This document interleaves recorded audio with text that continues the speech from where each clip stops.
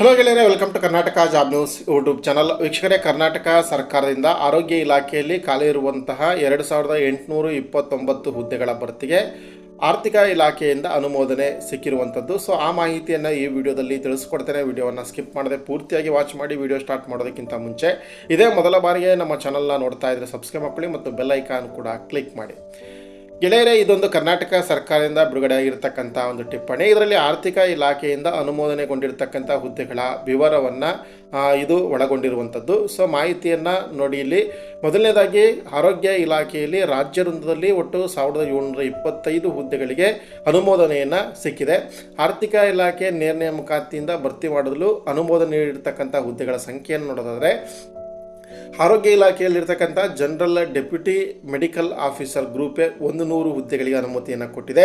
ಹಾಗೆ specialist A group ಹುದ್ದೆಗಳು 120 ಹುದ್ದೆಗಳಿಗೆ ಅನುಮೋದನೆಯನ್ನು ಕೊಟ್ಟಿರುವಂಥದ್ದು. ಇನ್ನು ANMS ಅಂದರೆ ಆಕ್ಸಿಲರಿ ನರ್ಸ್ ಮಿಡ್ ವೈಫ್ ಅಂತೇಳಿ ಗ್ರೂಪ್ ಸಿ ಹುದ್ದೆ ಒಟ್ಟು 1205 ಹುದ್ದೆಗಳ ಭರ್ತಿಗೆ ಅನುಮೋದನೆಯನ್ನು ಕೊಟ್ಟಿದೆ.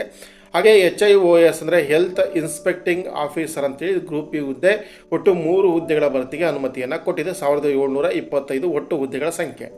ಹಾಗೆ ಮುಂದುವರೆದು ಆರೋಗ್ಯ ಮತ್ತು ಕುಟುಂಬ ಕಲ್ಯಾಣ ಇಲಾಖೆಯಲ್ಲಿ ಕಲ್ಯಾಣ ಕರ್ನಾಟಕ ವೃಂದದಲ್ಲಿ ನೇರ ನೇಮಕಾತಿಯಿಂದ ಭರ್ತಿ ಮಾಡಲು ಖಾಲಿ ಇರುವಂಥ ಹುದ್ದೆಗಳ ವಿವರ ಕೂಡ ಕೆಳಕಂಡಿರುವಂಥದ್ದು.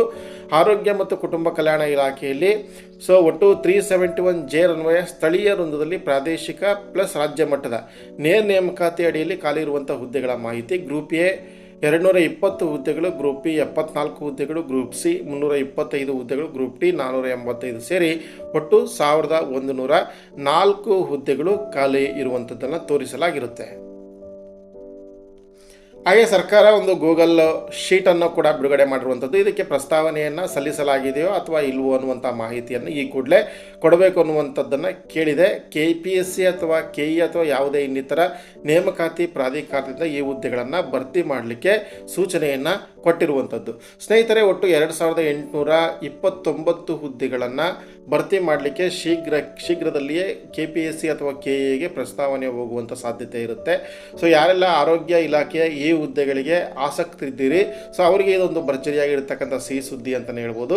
ಶೀಘ್ರದಲ್ಲೇ ನೇಮಕಾತಿ ಆರಂಭವಾಗುತ್ತೆ.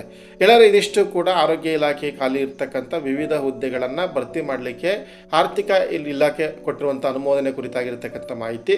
ಸೊ ಈ ಮಾಹಿತಿಯನ್ನು ಆದಷ್ಟು ಬೇಗ ನಿಮ್ಮ ಸ್ನೇಹಿತರಿಗೆಲ್ಲ ಶೇರ್ ಮಾಡಿ. ಇದೇ ರೀತಿಯ ಮತ್ತೊಂದು ಹೊಸ ಉದ್ಯೋಗ ಮಾಹಿತಿಯೊಂದಿಗೆ ಮುಂದಿನ ವಿಡಿಯೋದಲ್ಲಿ ಭೇಟಿ ಆಗ್ತೇನೆ. ನಮಸ್ಕಾರ.